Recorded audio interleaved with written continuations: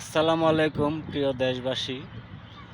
ওয়ালাইকুম আসসালাম। দেশবাসীকে জানাচ্ছি যে বিশ্ব ইজতেমা ২০২৬ সালে যেভাবে বাঁশ খুঁটি টানানো হয়েছিল সামিয়ানা, তো অবশ্য সরকার কর্তৃক নির্ধারিত যে নির্বাচন আসন্ন ১৩তম সংসদ সদস্য নির্বাচনের জন্য এতটা প্রোটোকল, এই সময়ে যে নির্বাচন আবার বিশ্ব ইজতেমা, বিভিন্ন দেশ থেকে যে মানুষজন আসবে এদেরকে প্রোটোকল দেওয়াটা একটা খুবই কষ্টকর, একটা খুবই মানে বিপজ্জনক।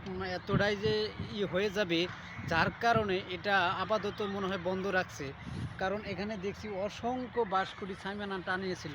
কিন্তু সবগুলো খুলে আজকে ফেলা হয়েছে। এখানে এসে দেখি যে সবগুলো খুলে ফেলা হয়েছে এবং যেখানকার জিনিস সেখানেই রাখা হচ্ছে। তো এই ছিল যে আপডেট ২০২৬ সালে বিশ্ব ইজতেমার। এই তুরাগ নদীর তীরে টুঙ্গির এই ইজতেমা আপাতত বন্ধ রাখা হয়েছে।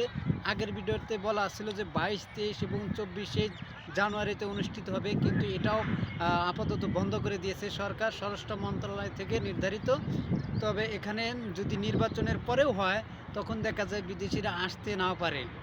কারণ শীতের একটা মৌসুম, এই সময় তাদের একটা ভালো সময়, যার সময়ে তারা ভালোভাবে কাটাতে পারে। কিন্তু সেটা না পেরে যদি গরমে দেয়, তাহলে মানুষজন নাও আসতে পারে, যার কারণে আপাতত নাও হতে পারে বিশ্ব ইজতেমাটা।